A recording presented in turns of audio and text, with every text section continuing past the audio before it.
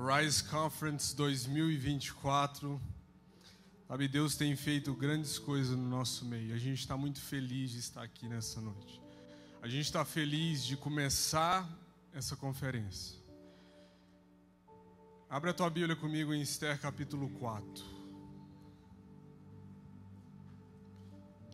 Deus tem falado conosco sobre o momento Esther, um tempo como este. Eu queria falar para você que não é coincidência que você está aqui nessa noite. Sabe, eu creio que Deus, Ele trouxe você aqui para um tempo como este. E a gente vai ministrar em cima do livro de Esther, em cima desse tema chamado Momento Esther.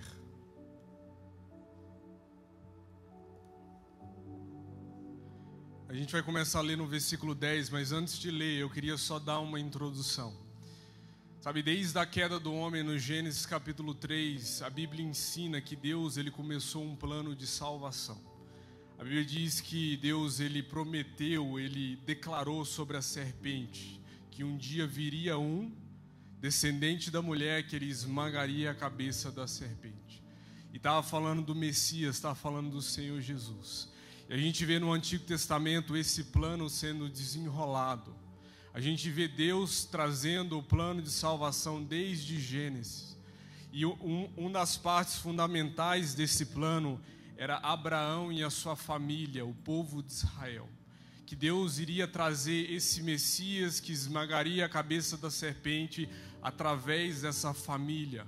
Deus prometeu a Abraão que, através de Abraão, todas as nações da terra seriam benditas. E isso só seria possível através do Senhor Jesus. E Deus prometeu eles a uma terra, que eventualmente eles entraram, eles herdaram a terra, mas por causa da desobediência daquele povo, eles foram expulsos daquela terra.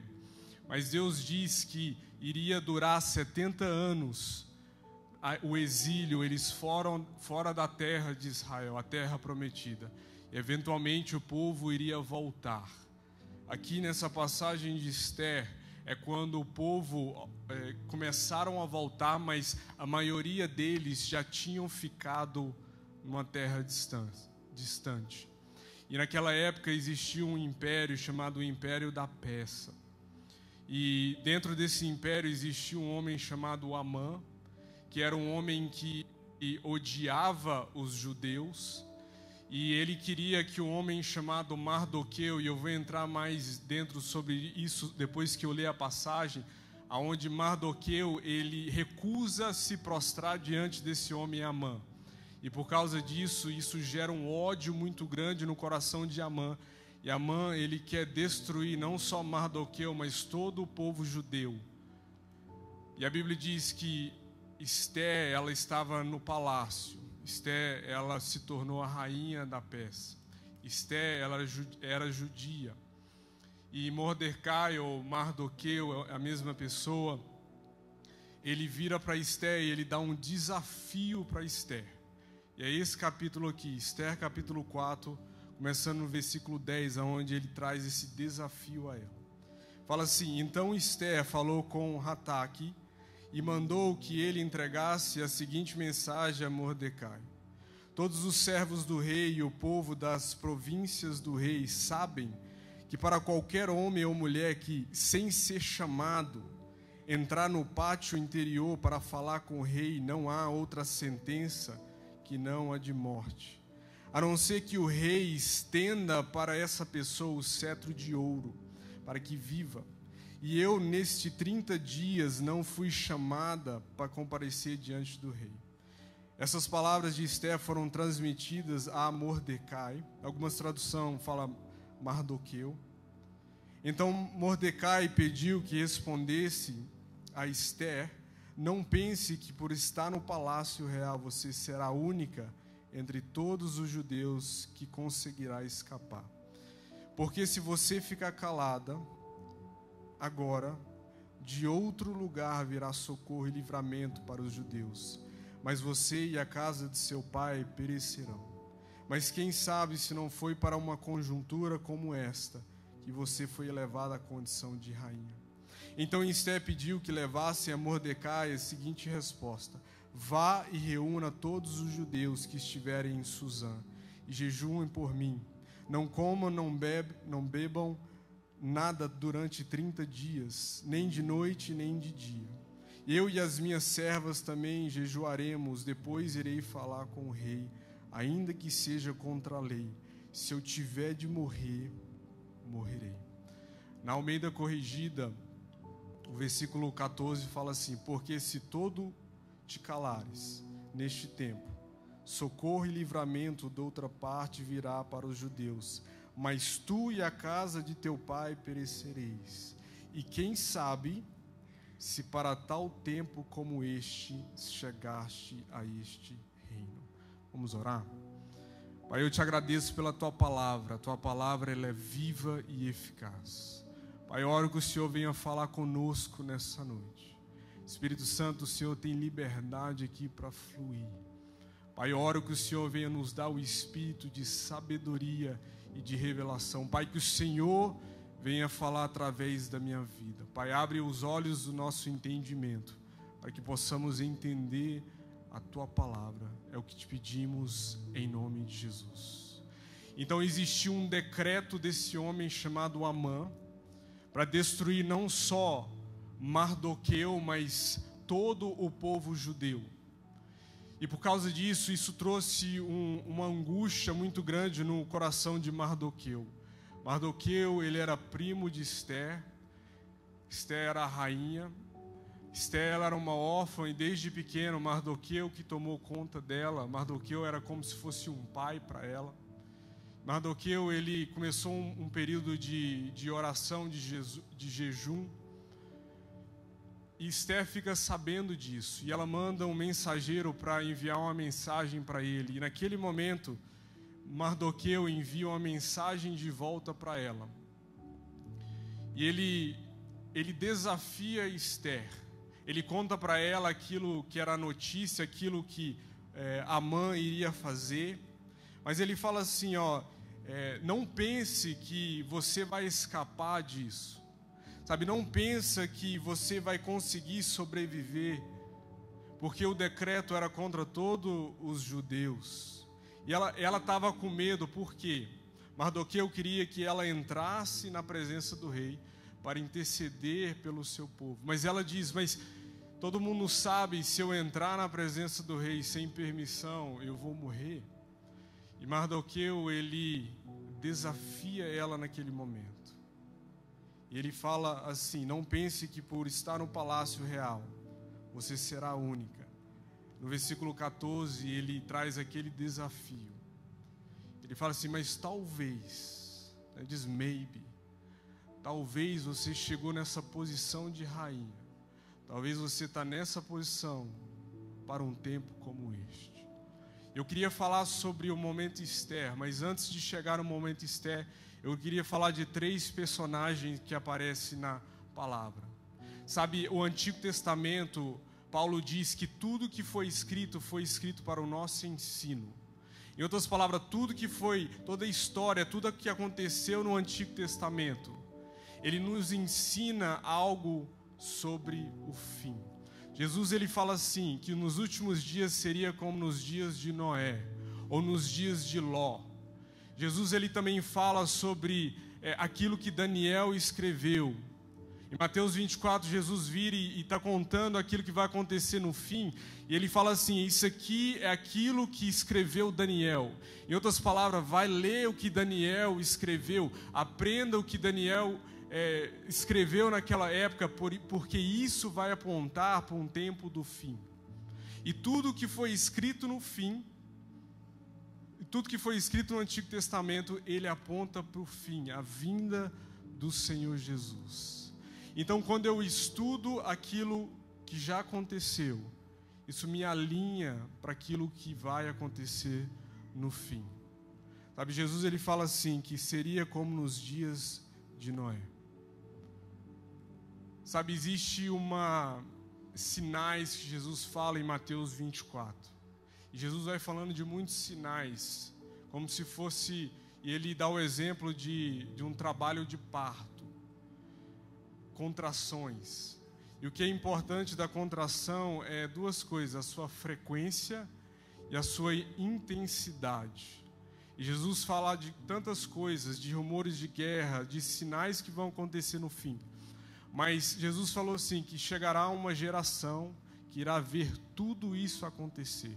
E quando esses sinais, essas coisas acontecerem de uma forma intensa e muito frequente, o que vai acontecer é que você vai saber que essa é a última geração antes da vinda de Jesus. Eu queria falar um pouco sobre isso nessa noite.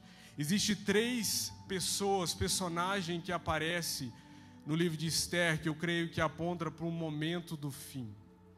E o primeiro é esse homem chamado Amã. Amã, a Bíblia não dá muito descrição de quem ele era, mas ele era descendente de um rei chamado Agag, que era um rei dos Amalequitas. E a Bíblia fala que esse homem, ele tinha um cargo alto dentro do reino da Pérsia. E dentro desse cargo, ele tinha uma autoridade. E ele decretou algo, que as pessoas precisavam prostrar diante dele. Mas Mardoqueu, que era um judeu, ele decidiu fazer igual Sadraque, Mesaque e Abednego e rejeitar isso. Ele não se prostrou diante de Amã. E Amã gerou um ódio no seu coração. Realmente ódio contra Mardoqueu, mas não só ele, mas contra todo o povo judeu. E ele decretou que em um dia específico, ele iria matar e aniquilar, destruir todo o povo judeu. O segundo personagem é Mardoqueu, algumas traduções Mordecai, que era como se fosse um pai para Esther, e também era primo de Esther, ele era da família de Esther. E ele treina, ele discipula Esther, e eventualmente Esther, ela entra nesse cargo, nessa posição, como rainha da Pérsia. E quando surge essa crise, Mardoqueu, ele envia essa mensagem até Esther, falando assim: Esther, você é a única esperança que nós temos. Vai diante do rei e intercede por nós. E ali é quando a Esther, ela tem aquele momento de resistência. Mas se eu for até lá, eu posso morrer. Eu posso morrer se eu entrar até lá, sem permissão. Mas aí ele simplesmente, ele desafia ela. E quando ele desafia ela, ela responde ao chamado. E a última personagem, que é Esther. Esther, ela era rainha, ela era judia, ela ganhou um concurso de beleza e subiu até essa posição de rainha. Mas ela era judia, essa era a raiz dela. E ela foi bem treinada por Mardoqueu. E quando ela viu que Mardoqueu estava passando um tempo de luto, ela enviou aquele mensageiro e ela recebe aquela mensagem de volta, aquele desafio, e ela aceita aquele desafio. E no final ela fala: se eu ter que morrer, morrerei. Eu creio que esses 3 personagens, eles falam de 3 momentos que vão acontecer no fim. Eu queria falar a cada um, eu queria ir um por um. Sabe, o momento Amã, ou o que Amã representa, é o ódio de Satanás. É o que a Bíblia fala como o espírito do anticristo. A Bíblia fala que nos últimos tempos, nos últimos dias, existiria esse espírito do anticristo. É um ódio contra o plano de Deus. Sabe, tudo que estava acontecendo ali na história de Esther era muito maior do que Esther. Por isso que Mardoqueu virou e falou assim: Esther, se você não se posicionar, se você não entrar diante do rei, Deus, ele vai levantar outra pessoa. Deus vai levantar um socorro de outro lugar, porque o plano de salvação, ele é muito além do que Esther. Ele é muito além. O segundo personagem, Mardoqueu, ele fala de uma liderança saudável no fim. ele fala daquilo que João Batista diz, que é os amigos do noivo, que irão preparar a noiva para o dia do seu casamento. Quantos creem que Jesus está voltando? Sabe, Jesus, ele volta, a Bíblia diz, para uma noiva sem mancha e sem ruga. Em outras palavras, uma noiva que está preparada. Existe um tempo de preparamento para a noiva do Cordeiro, e eu creio que Deus, ele está levantando esses Mardoqueus. Mardoqueu representa essa liderança espiritual do fim. E por último, a Esté, ela representa essa noiva guerreira que entende a sua identidade. Ela vai de órfã para uma rainha que chega diante do rei intercedendo. Sabe, o momento Amã, ele representa a ira de Satanás.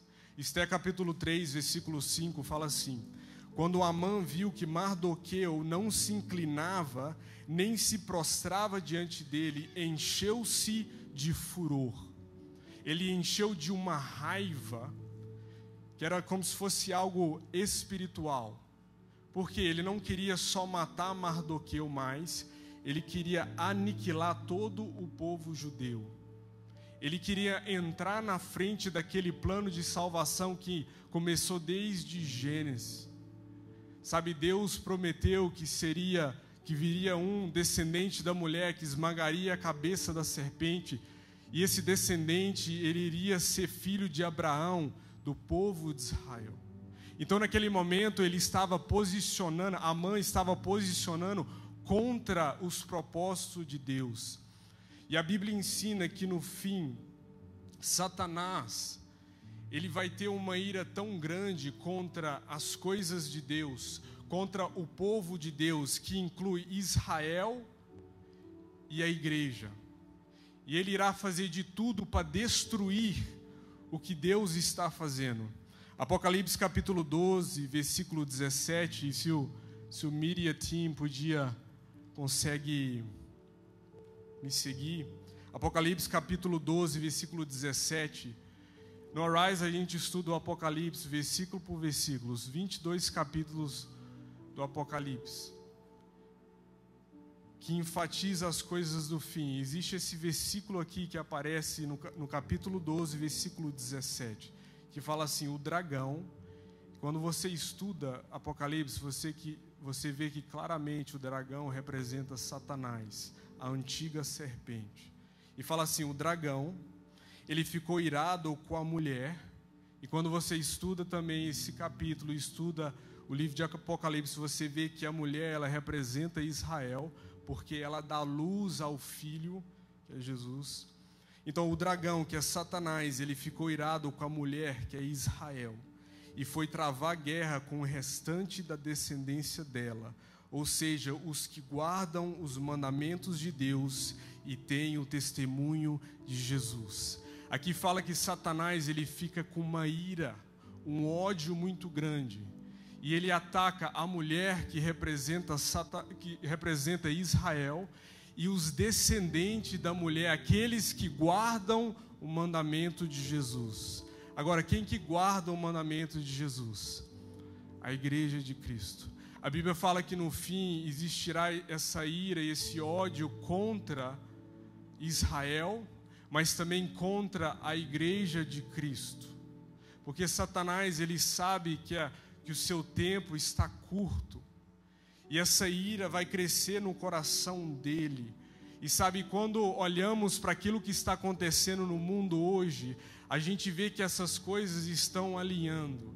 Eu queria mostrar para você em Gênesis capítulo 6, versículo 11, aonde está falando nos dias de Noé, está falando no tempo de antes do dilúvio vir.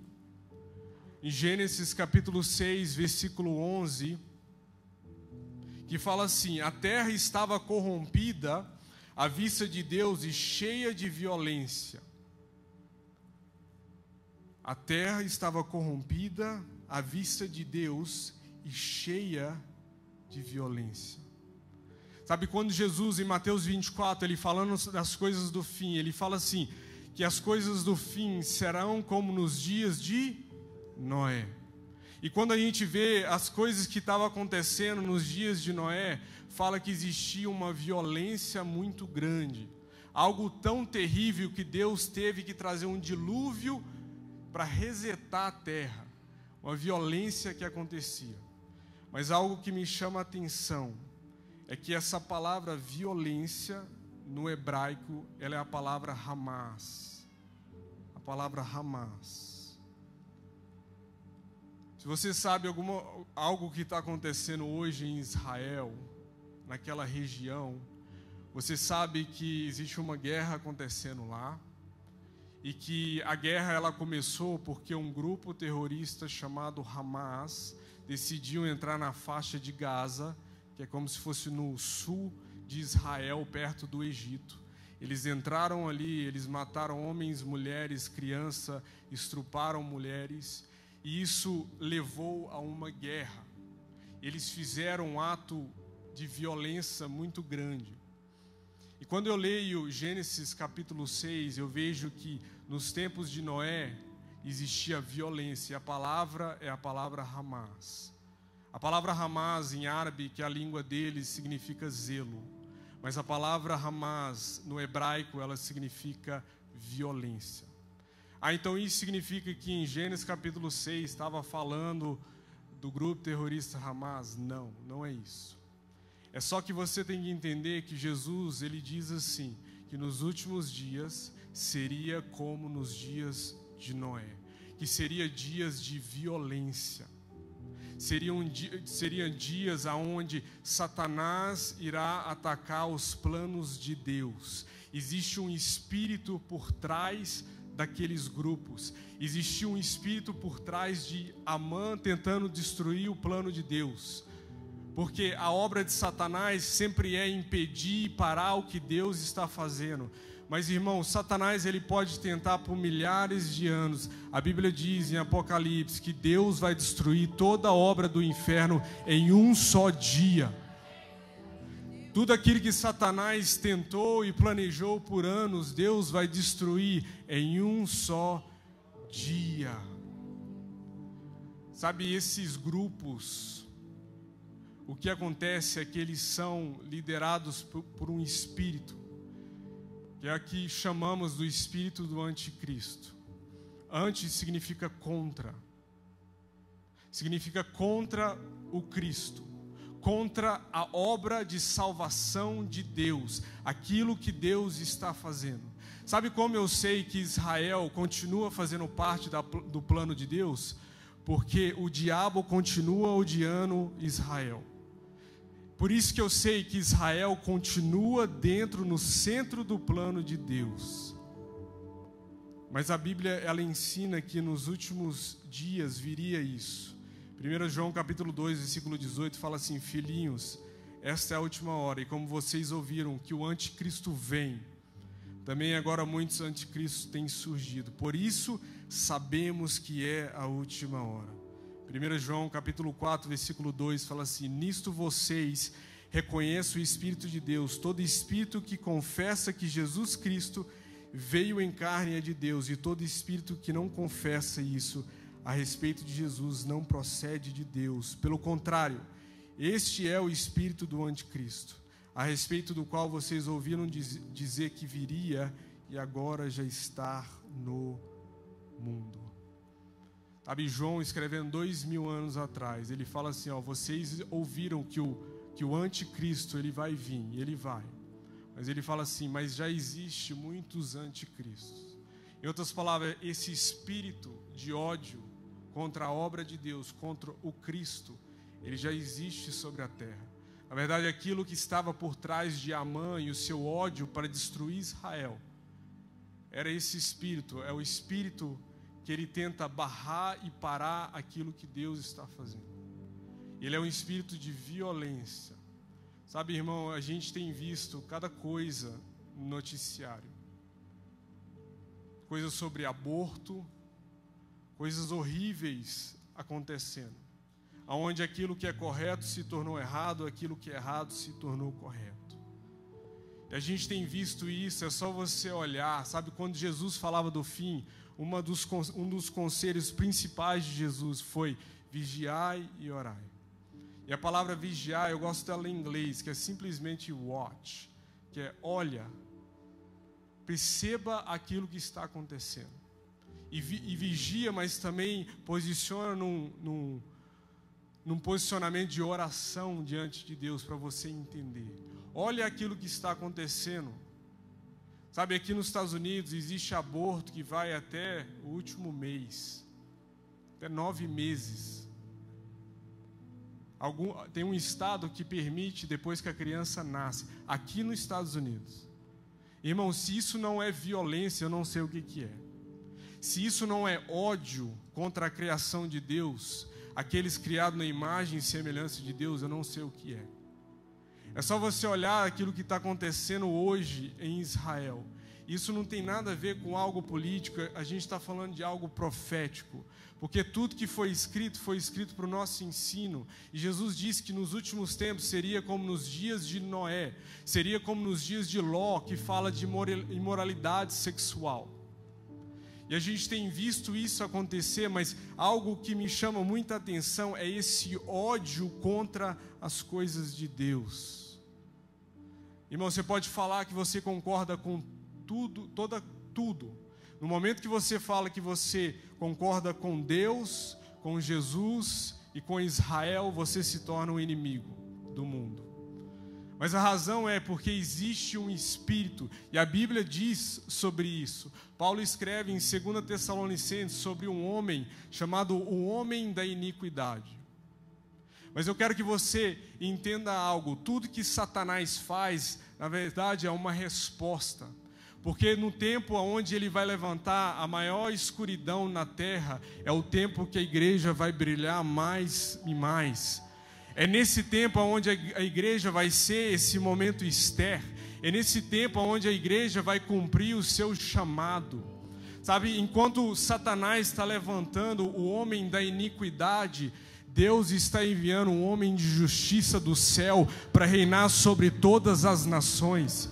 A Bíblia diz que Jesus, ele irá reinar desde Jerusalém a todas as nações, e terá um tempo onde um rei justo reinará sobre toda a terra.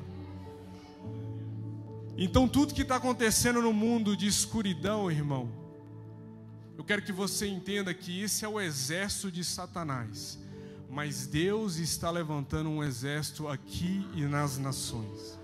Isso nos leva para o momento Mardoqueu, que fala dos amigos do noivo, a liderança dos últimos tempos. Não existiria Esther sem Mardoqueu.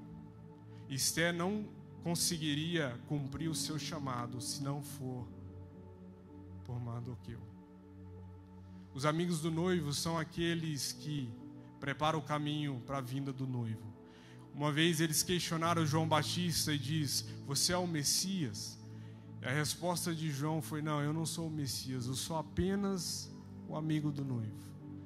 Aquele que tem a noiva é o noivo. Eu estou simplesmente preparando a noiva, eu estou preparando o caminho. E nós cremos que Deus tem levantado esses homens e mulheres, que são aquilo que chamamos o momento Mardoqueu. Sabe, talvez você pode pensar e questionar: por que vocês no Arise, vocês falam tanto desse negócio de Maranata, né? Parece até uma moda, né? Por que vocês oram tanto por Israel? Qual que é o ponto, né? Por que você não prega sobre o amor de Deus ou os dons do Espírito Santo? Por que vocês falam tanto de Maranata? Por que você fala tanto de Israel? E a razão, irmão, é que isso aqui é a maior profecia que existe. A maior profecia não é igual o pastor fala aqui, quando a pessoa vira para você e fala: tu és meu e o boi no lambe, né? A maior profecia é aquela que sai do altar, a palavra de Deus. E a palavra de Deus, ela ensina sobre esse tempo do fim. E o que a Bíblia ensina sobre o fim é que vai existir esse ódio contra Israel, essa ira vindo do coração de Satanás, que que vai ser transmitido para a terra, em pessoas. E a Bíblia fala dessa tensão, onde o ódio existirá no mundo, mas a igreja vai crescer em amor.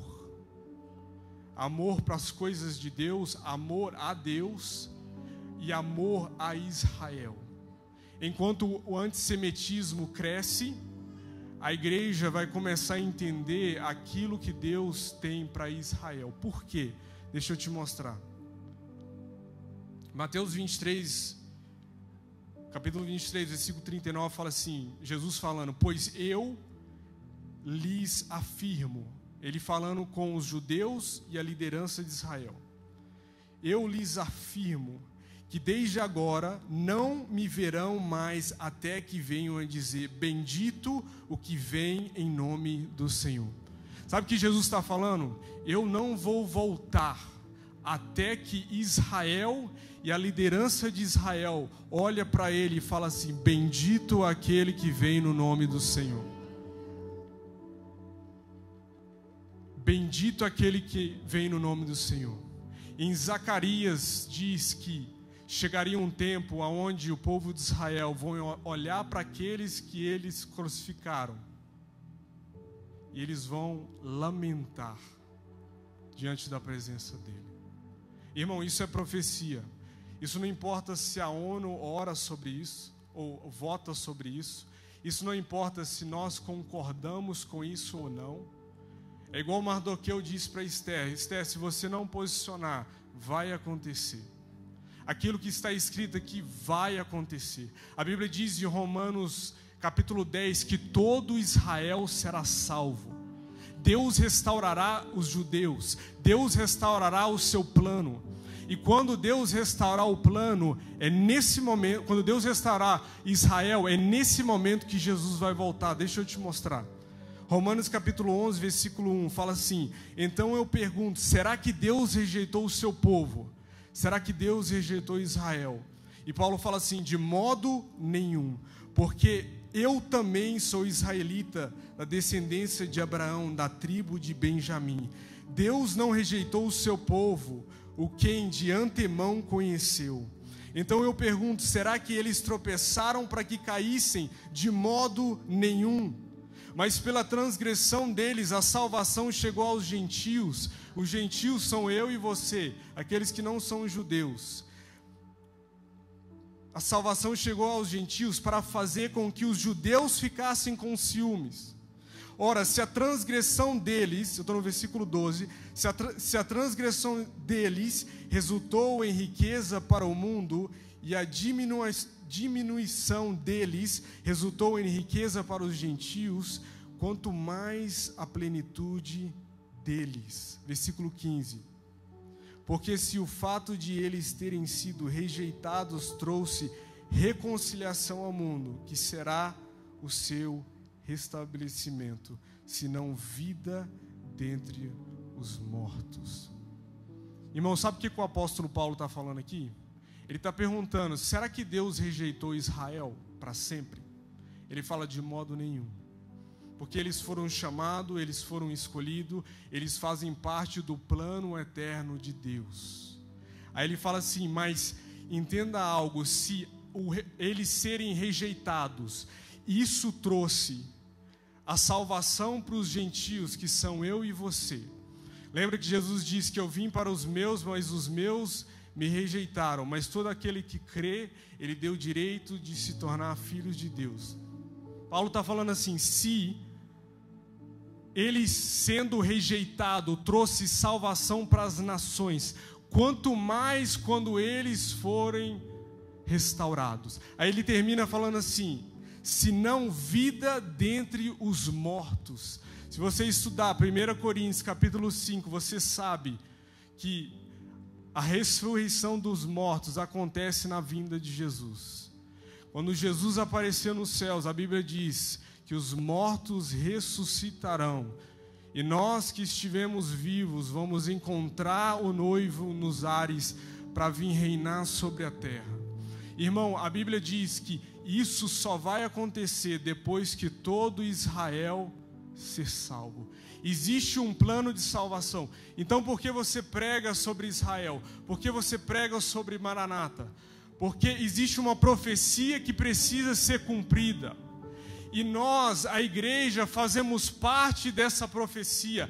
Nós precisamos posicionar dentro daquilo que Deus decretou. Igual Mardoqueu diz a Esther: Esther, se você não posicionar, Deus ele vai levantar outra pessoa, a salvação ela vai vir para eles, Deus vai cumprir o seu plano, mas você e a sua casa vai perecer. Mas talvez, Esther, talvez você foi chamado para um tempo como este. Eu queria terminar e o time de louvor pode vir.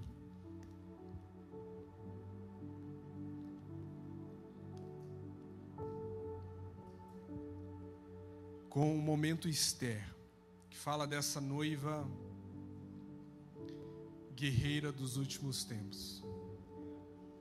A noiva guerreira dos últimos tempos. Sabe, Esther, ela teve um momento onde ela questionou: mas se eu for, eu vou morrer. Se eu entrar diante do rei sem permissão, ele vai me matar. Sabe, Esther vai de órfão para entender a sua identidade. E ela entra diante da presença do rei. Esther, ela representa essa igreja do fim. Uma igreja que é treinada, discipulada. Uma igreja que é ensinada. Uma igreja que entende o seu papel nas profecias. Que entende que Deus, ele decreta algo, mas Deus sempre usa pessoas. O apóstolo Paulo diz que através da igreja, Deus iria trazer uns ciúmes para Israel. Israel vai olhar para a igreja e falar assim: cara, eles têm o nosso Deus, eles conhecem o nosso Deus, eles têm o nosso Messias. E isso vai gerar uns ciúmes no coração de Israel. Israel vai se arrepender, porque a Bíblia diz que isso vai acontecer. No capítulo 4, versículo 16, eu termino com isso, fala assim: a resposta de Esther: vá e reúna todos os judeus que estiverem em Suzã e jejuem por mim. Não comam nem bebam nada durante 3 dias, nem de noite e nem de dia. Eu e as minhas servas também jejuaremos. Depois irei falar com o rei, ainda que seja contra a lei. Se eu tiver de morrer, morrerei. Aquela que estava com medo de chegar diante da presença do rei, algo foi transformado nela, algo aconteceu nela, que a resposta dela foi: se eu tiver de morrer, morrerei. E sabe, essa é a igreja do fim. Jesus, ele declarou que a igreja do fim vai chegar diante dele sem mancha e sem ruga, de vestido de linho fino, mas vai chegar como uma guerreira que não tem medo de Amã. Vai chegar diante dele como uma guerreira que não se prostra diante desse mundo, que não se prostra diante dessas coisas desse mundo, que não tem medo de Satanás e nem anticristo em nada, mas é uma guerreira que entende o seu propósito do fim. É uma guerreira que vai posicionar naquilo que Deus disse. É uma guerreira que entra e entende a profecia, entende aquilo que Deus decretou sobre a terra, sobre a igreja, e posiciona dentro dessa identidade. Essa é a guerreira do fim dos tempos. Eu creio que Deus está levantando essa guerreira aqui nessa noite. Eu creio que Deus está levantando essa igreja, não só aqui, mas nas nações, aonde entende o seu chamado, entende que faz parte do plano de Deus. O plano, ele é muito mais além do que nós. O centro do plano de Deus é Cristo reinando desde Jerusalém para todas as nações. Mas a igreja faz parte daquilo que Deus está fazendo na terra. Existe um chamado, uma vocação para a igreja dos últimos tempos, mas essa igreja precisa se posicionar. Essa igreja precisa de entender que nós fomos chamados para um tempo como este. Nós fomos chamados para hoje. Sabe, o que Deus fez no passado, o que Deus fez com a igreja primitiva foi tremendo, mas a glória da segunda casa será muito maior. Sabe, no fim dos tempos é quando Deus vai derramar o seu Espírito completo. A Bíblia diz em Joel capítulo 2 que nos últimos dias derramarei o meu Espírito sobre toda a carne. É nesse tempo, no fim, antes da vinda de Jesus, que terá o maior derramamento da presença de Deus. O mover do Espírito Santo será derramado no fim. Sabe, o fim da igreja é um fim glorioso. Sabe, no fim dos tempos vai ser o tempo de maior avivamento sobre a terra. Jesus diz em Mateus 24 que o evangelho do reino será pregado em todas as nações, e então virá o fim. O fim da igreja é um fim glorioso. Mas o que precisa de acontecer? A igreja precisa de posicionar. A igreja precisa de entender que nós fomos chamados para um tempo como este. Nós fazemos parte dessa profecia. Nós fazemos parte daquilo que Deus está fazendo na terra. E o nosso coração tem que ser o coração de Esther, que é: se eu morrer, morrerei. Irmão, dos 12 apóstolos, vamos tirar Judas, dos 11, 10 deles foram mártires, morreram pelo evangelho. Eles dizem que o apóstolo Pedro foi crucificado de cabeça para baixo, porque ele falou que ele não era digno de ser crucificado como Jesus. E eu não estou falando que isso vai acontecer com você, mas o que eu estou falando é que a igreja precisa de ter esse coração, de que não importa o que aconteça, eu vou me posicionar nesse plano eterno, que é o plano de salvação de Deus. Fica de pé comigo, por favor.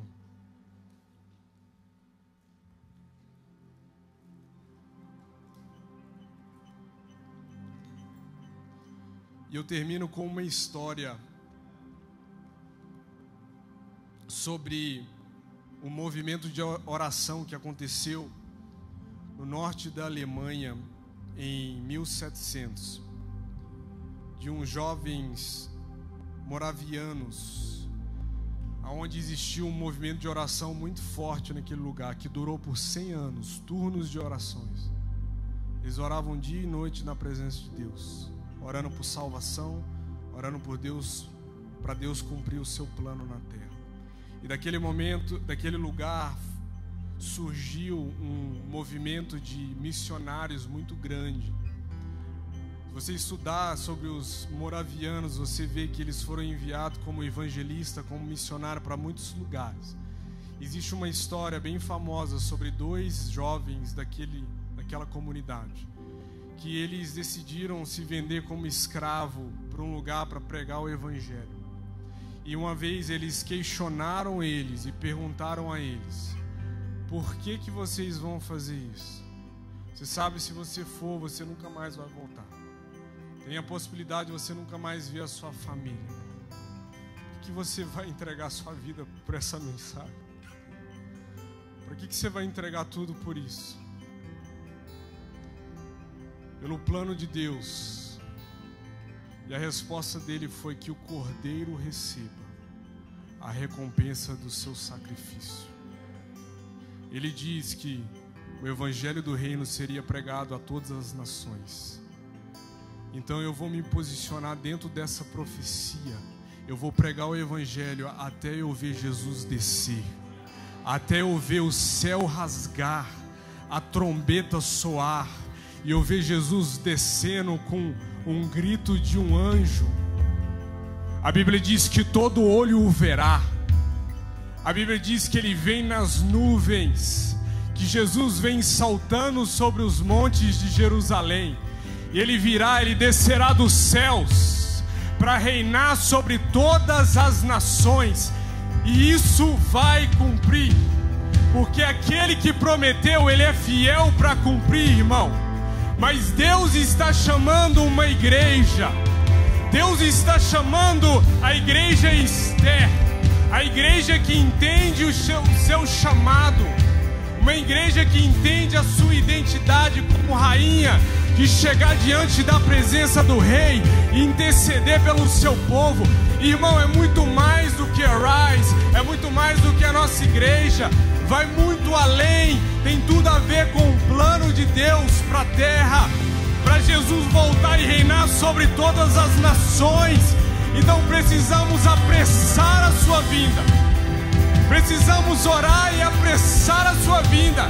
Mas o que Deus está fazendo aqui nessa noite é Deus está chamando você, Deus está desafiando você, igual Mardoqueu desafiou Esther. Esther, talvez você foi chamado para um tempo como este. Talvez você existe aqui hoje no Cape God, nesse tempo, nessa época, pelo um tempo como este. E durante o louvor eu queria convidar você para sair do seu lugar. Vem bem rápido, porque o nosso tempo está bem corrido.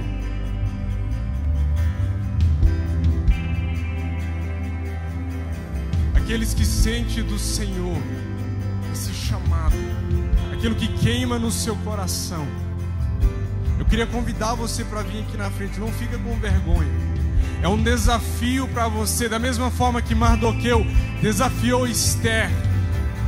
Ele diz: Esther, talvez foi para tal tempo, talvez foi para esta hora que Deus te chamou. Talvez você chegou nessa posição porque existe um plano que você precisa fazer parte. Mas é um plano onde você será treinada, você será discipulada, você será ensinada aquilo que está escrito, para que você venha posicionar naquilo que Deus tem.